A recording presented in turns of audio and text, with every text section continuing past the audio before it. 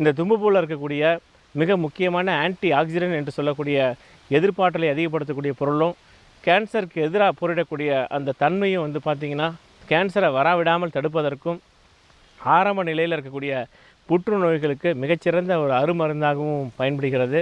குறிப்பாக நிறைய பேருக்கு மூக்கில் அடைப்பு ஏற்படும். இரவு நேரங்களில் சரியான முறையில் தூங்க முடியாது.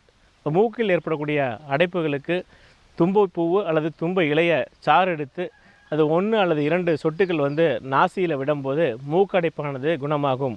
அதே போல் நாள்பட்ட தலைவலிகளுக்கும் 2 சொட்டு நாசியில் நசியம் என்று சொல்வார்கள்.